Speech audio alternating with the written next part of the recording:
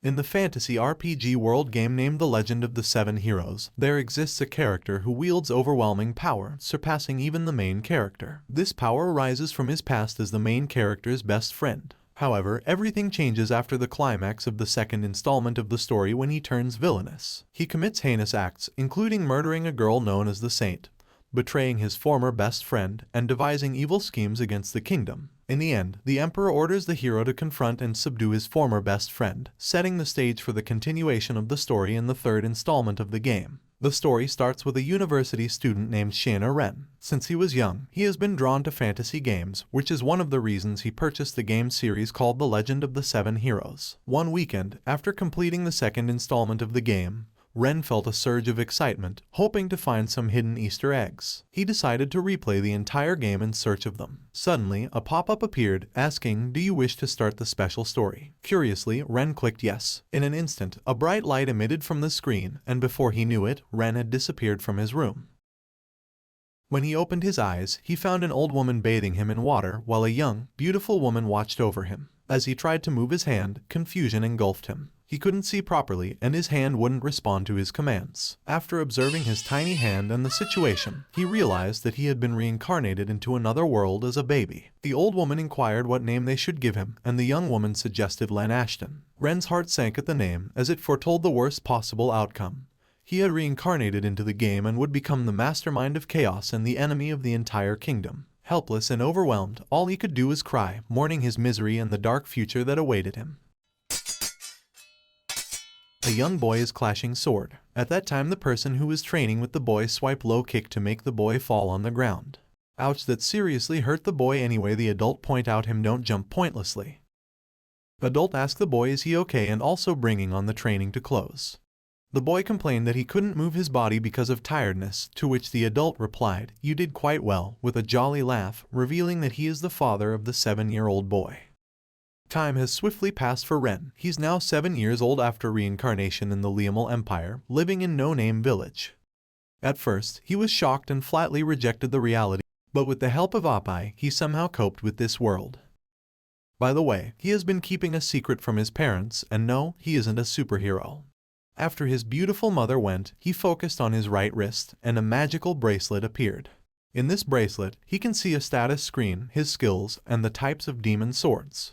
Ren can't see his level, strength, or magic power, leaving him puzzled about demon sword summoning, a concept unfamiliar from the game. By the way, there are hidden skills that can be acquired through grinding, and most players combine their existing skills to develop new original skills known as unique skills. He thought demon sword summoning might be one of those unique skills present in the game. Suddenly, something appeared out of nowhere, a small sword, to which he could only express his disappointment. While reading, he found that using a demon sword could boost his proficiency and unlock new abilities. For now, he can use natural magic for small attacks, but he's scared to try it out in case it damages the house. He can acquire more demon swords by meeting certain conditions and needs to level up his wood element and summoning technique to unlock the next metal demon sword. Additionally, summoning swords consumes his magic power, and if he runs out, he experiences headaches. At times, he faints when he exhausts his magic power, so he practices daily to increase his magic reserves. Wishing for an easier way to level up, he had to dismiss the sword when his father came to play with him. Having this power, he realized it was closely tied to the game, and he had to avoid a grim future at all costs. To protect himself in the future, he trained his magic power while adapting to the new world.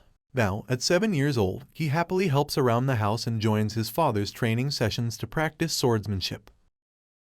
With the words "I'm starting," Ren swiftly dashed forward to his father's position and struck the sword with his nature sword, to which his father commented, "Nice move," with a proud expression. He believes he has more physical strength than his past life, but at the age of 7, he can't last more than a 30-minute training session. Ren's father told him he did quite well for a first-timer, to which Ren thanked him and said he'd be back after gathering some energy. After his father left, he opened his gloves and examined his bracelet. On the bracelet, it read 2/100th, which made him happy as he thought it went up because he had used the wood demon sword while training with his father. From that day onward, he had a morning study session and swordsmanship practice with his father in the afternoon. He learned about demon stones, items obtained from monster bodies to enhance his demon sword proficiency, but recalled that when his father gave him one, he couldn't use it, leading him to conclude that they only work if he personally hunted the monster. He couldn't regard this world as a mere game, as it differed significantly from the game and closely resembled real life, which is why he had to take it very seriously.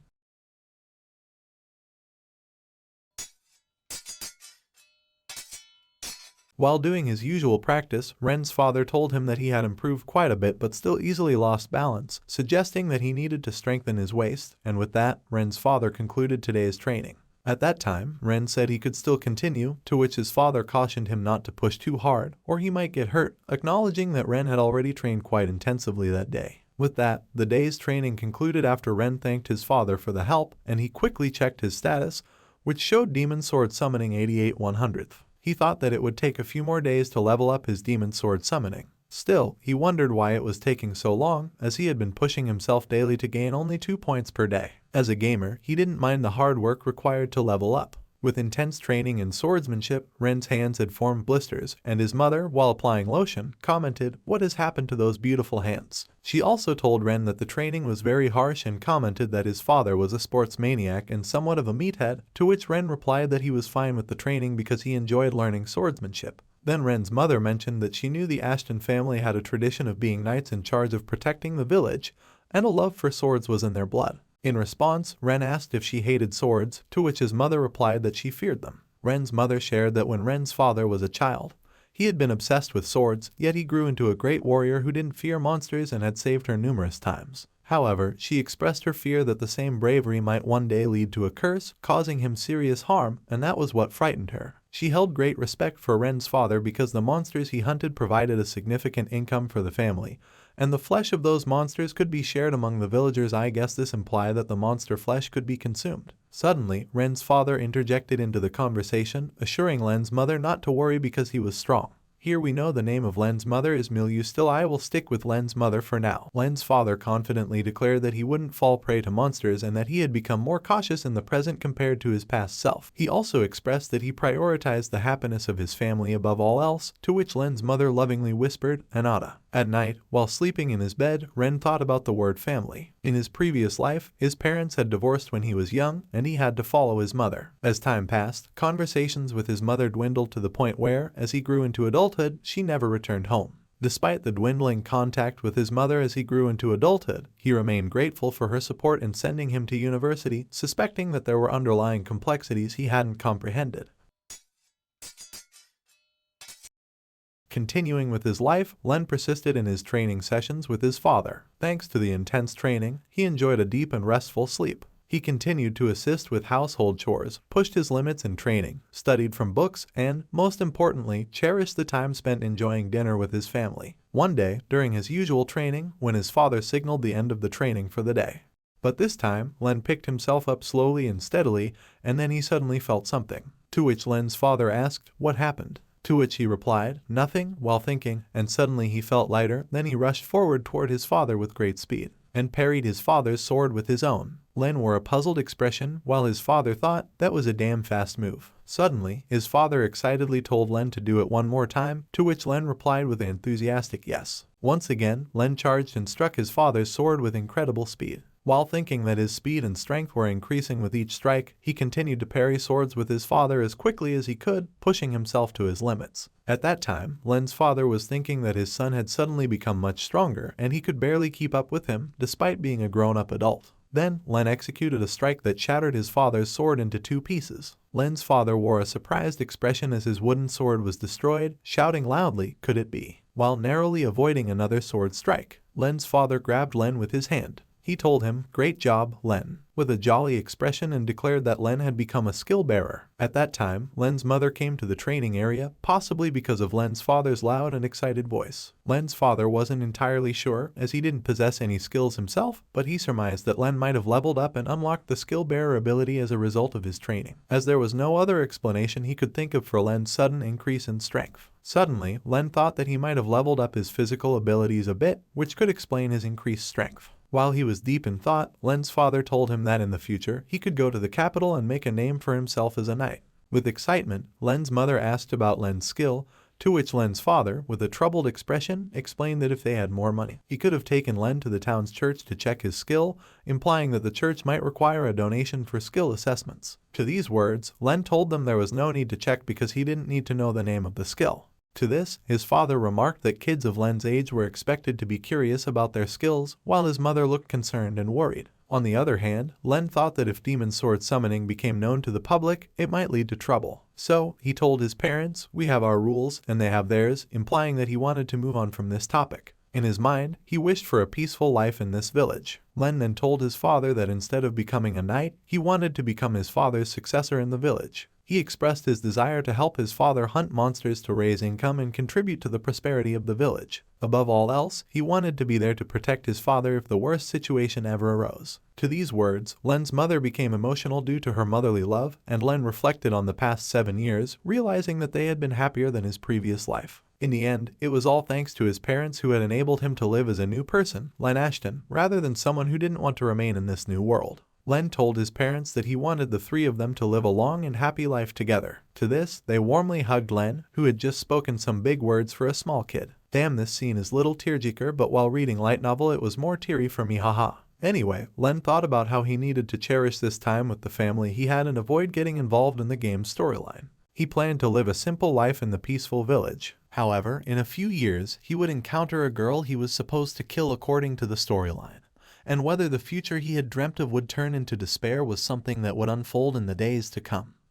3 years has been passed, and this is the Liamal Empire northern city called Clausel. There sit a beautiful girl on the bench who is relaxing carefree manner. Then came an old man, to which the girl replied she is just bored of the training. When the sea toward the training, which is filled of adult crying and ground, and old man commented his men are no longer qualified to be sword practice partner of young lady. Then the girl asked why the old man is dressed up in armor and also asked did something happen in territory, to which the old man replied he is ordered by the master who is young lady father to patrol in northwest part of territory. To which the girl was surprised and asked did something big happen there because dispatching a knight of your caliber was very rare. To which the old man told there is an order to slay a beast, and the beast was quite troublesome that appeared this time.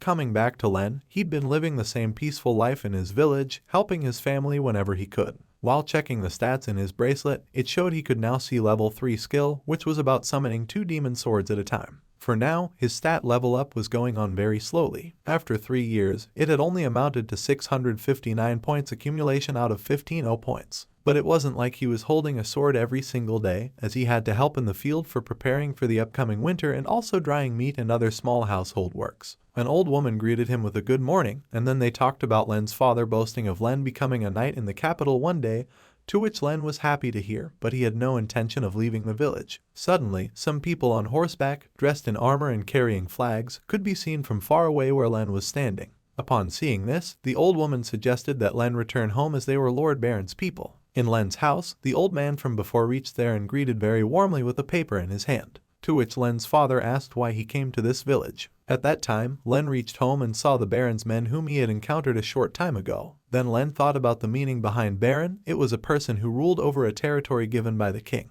Then come the knights who are ordered to protect the villages in order by the Baron, and Len's father is one of those knights who are ordered by the Baron to protect their village. By the way, it was the first time Len was seeing an armored knight and wondered if anything had happened. At that time, Len's father opened the paper with a worried expression and asked the old man if it was true that this huge damage had been caused by a beast near the villages. To which the old man told him that a few villages had already been attacked, and there were many casualties caused by a beast. Witnesses who saw the beast described it as a creature that moved as fast as the wind. Given this grave situation, the Baron had sent them here to patrol the area and subjugate the said beast. For now, they had no clue but would like Len's father's cooperation and participation in the vigilance team. To that, Len's father replied, could the old man at least tell us the beast's rank? To which the old man replied, the rank of this beast is at least D rank, which left Len's father shocked. Len, on the other hand, thought about the in-game world where there was a global neutral organization called the Guild. Here, the ranking system ranged from the highest being S rank to the lowest being G rank. Between them were A to D rank beasts. The problem was that these A to D rank beasts were similar to early stage bosses in the game, and each one's strength was comparable to that of 5 average knights. Sometimes even 5 knights were unable to defeat these beasts. Then Len's father asked with a troubled expression, why has a D rank beast appeared here when this village usually only sees F rank beasts most of the time? The old man replied, "That's why we are here to look out for them and increase the security of the village. We are even planning to recruit some knights from nearby villages. But the biggest problem is the dispatch range between the Baron's Lord City and this remote village. If they send reinforcements, it will take them about 20 days to arrive here. Still, they will try to hurry things up, but for now, this village has to hold on until help arrives," said the old man with a very worried expression. To which Len's father replied he will put more attention on patrolling the forest from now on and will report if anything happens. At that time, Len thought that if he had known at least the name of the beast, he could help them out with the help of his game knowledge. Then Len's father told the old man that after this long journey, everyone in his group must be tired and offered them rest in the village for a while. The old man thanked him for the offer and respectfully accepted it. Then, he noticed a boy standing near them and asked, "Is that boy Sir Roy's son?" To which Roy, as in Len's father, proudly told him, "He is my son," and asked Len to come and greet the captain of the knights. Len, who was deep in thought, could only think, he is the captain of the knights, and that means he is the highest ranked knight in this whole territory. So, Len's family warmly welcomed all the knights who came to the village. After getting some rest, the knights departed from the village. As they were departing, one of the knights talked about the boy they met and mentioned that he is just 10 years old, which means he is the same age as their master's daughter. The old man mentioned that the boy is a skill bearer and that he would have tested his swordsmanship if he had the time. As of now, his hands are full with the beast, and he prays for the boy's safety. Coming back to Len, Roy talked about how they would be getting busier from now on. Len asked if he could see the beast wanted notice, to which Roy replied, "I can't do that," and told Len not to worry about it. He mentioned that he once hunted down a D-rank beast himself, which surprised Len as it happened before Len was born. Len couldn't help but think that he knew his father was strong, but defeating a D-rank beast was a big accomplishment, as it was stronger than 5 knights' strength.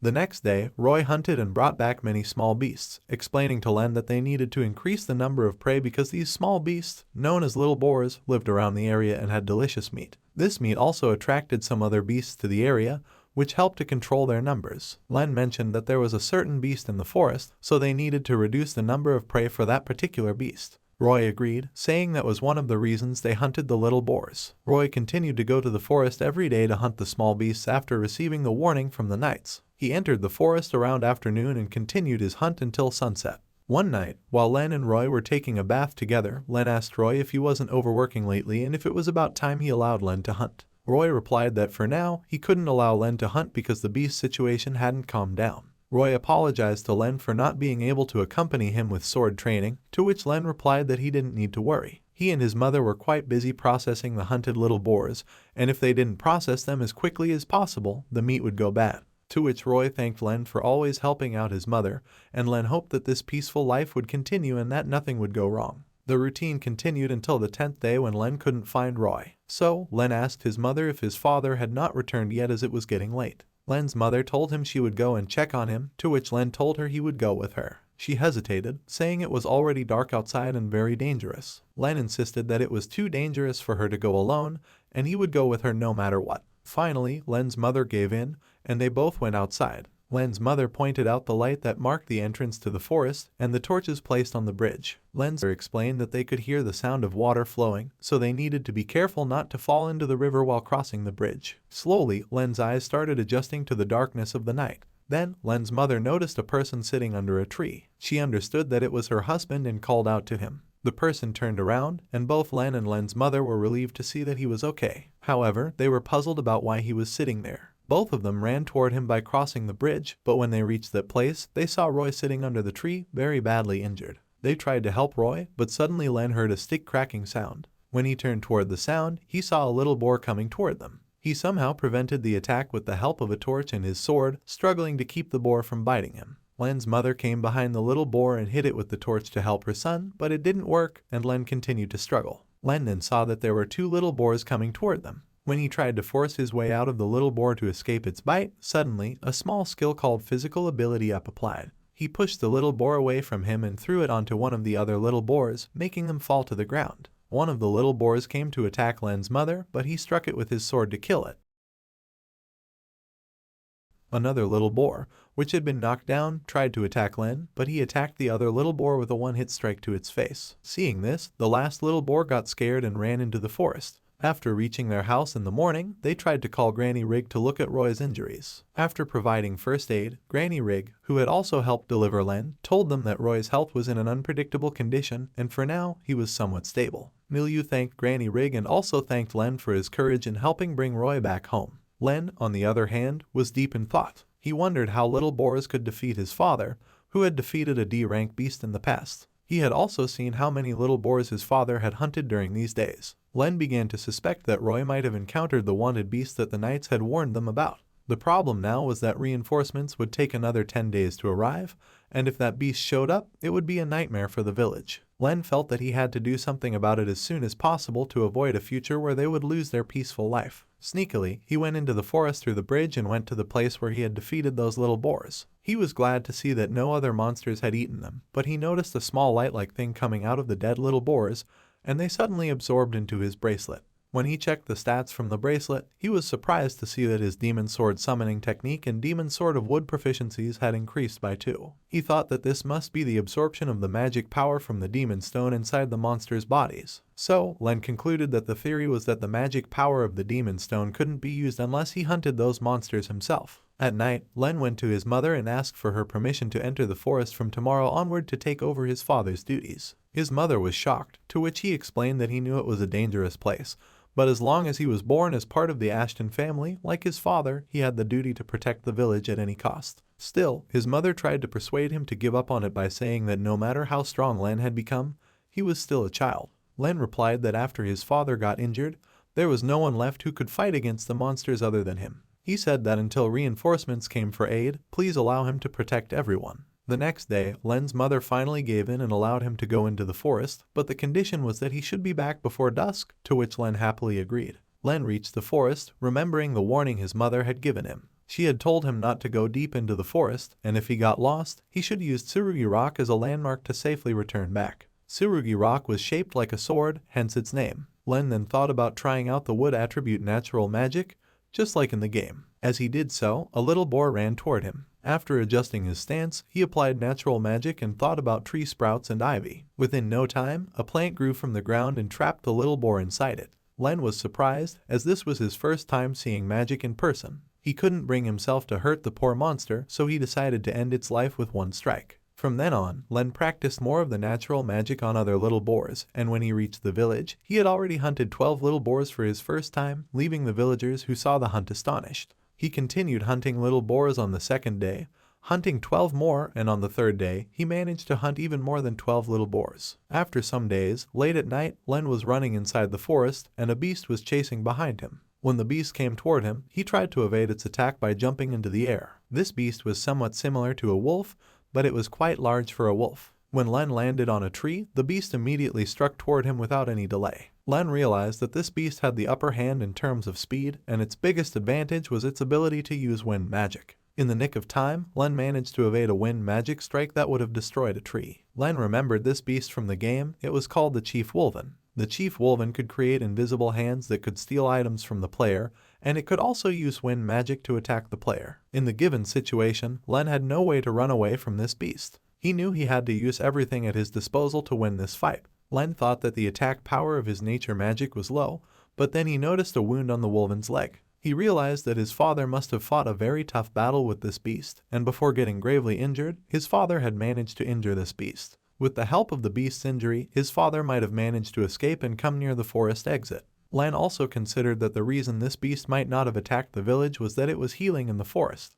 With renewed courage, Len decided that he mustn't give up this fight and had to give it his best. The Wolven prepared its wind magic again, but this time Len was fully prepared. He readied his nature magic and built a plant wall to protect himself from the wind magic. Then, he jumped toward the Wolven and used his nature magic again to bind its movements. With determination, Len tried to strike the bound Wolven with his sword. He put all his strength into the sword strike, but after the sword hit the Wolven's skin, it scattered and broke into tiny pieces. To his surprise, Len tried to think about resummoning another sword, as the Wolven's counterattack might come after it freed itself from the nature magic. However, when he attempted to resummon the sword, he experienced a sudden headache. Len understood that it was because he had used too much of his mana, or it might have been because he tried to resummon a broken magic sword. At that moment, the Wolven tried to attack Len with its sharp teeth, attempting to rip him apart. Somehow, Len connected his sword to the injured leg of the wolven and managed to free himself from the wolven's mouth. Despite this, the wolven threw Len toward a tree, injuring him once again. Len tried to use his nature magic from where he fell and built a plant wall to protect himself from the wolven. The wolven then attempted to tear down the plant wall with its teeth. Inside the wall, Len was slowly losing consciousness. He remembered that he had an herb that could help him recover, but he thought of his injured father and realized that he needed to keep the herb to treat his father's injuries. Today, his purpose for entering the forest was to bring the herb back home to help his father recover. Len began to plan something after looking at his bracelet. He made a decision and destroyed the plant wall himself, then ran toward the sword-shaped mountain.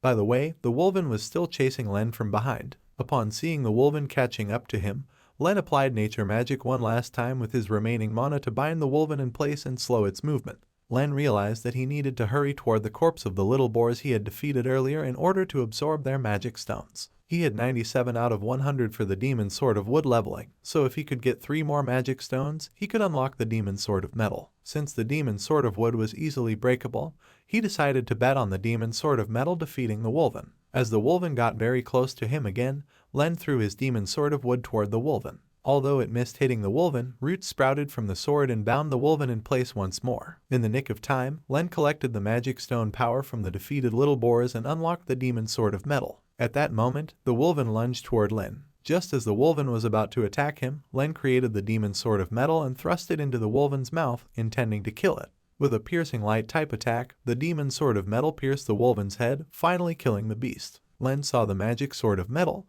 but he was so tired that he fell to the ground, resting his body on top of the dead wolven. He observed the magic stone of the chief wolven getting absorbed automatically as he was in close proximity to its dead body.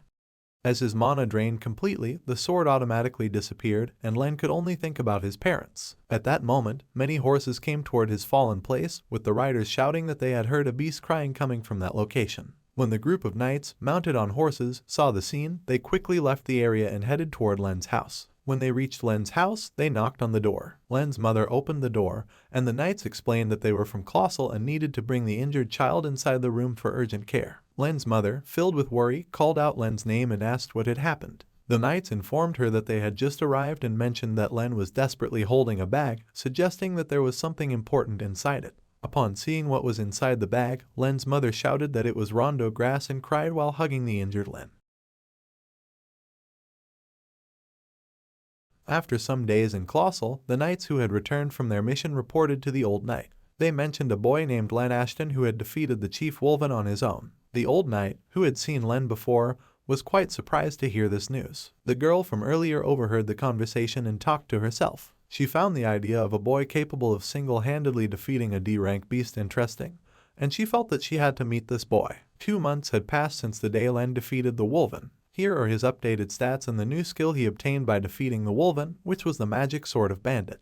It was more like finger armor than a full sword but had the ability to rob a random item from the attack target by its power. After scouting all the items, Len climbed down the cliff. Upon reaching a knight, the knight called him and mentioned that he should have asked for his help when going inside the forest. Len could only apologize. Both of them mounted on one horse and were on the way to Len's house. The knight asked if the bag could contain something valuable, to which Len replied that it held treasures hidden by the wolven. He wanted to sell these treasures and use the money to help improve the village. Len asked how much tax would be collected on the treasures, and the knight replied that there would be a tax exemption for this year. Additionally, the raw materials from the wolven would fetch a great price as they were valuable medicinal materials. Even the Colossal Lord was willing to buy the materials at a slightly higher price than the market. With these materials, the village should prosper over the next few decades, which made Len happily exclaim, "That's awesome." After reaching home, Len's father, Roy, talked to him and told him that he had achieved a great thing and he was proud of him. Len replied that the credit wasn't his alone, as Roy, who had been injured by the beast, had also helped defeat it.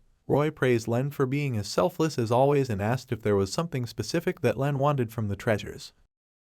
Len replied that if possible, he wanted the beautiful magic stone of the wolven and the bracelet as well. He felt he could now openly wear the stats bracelet without hiding it. Roy happily agreed, telling Len that he had done something reckless this time, making his parents worried, but he had done well by putting his life at risk to protect everyone. Roy was very proud of him.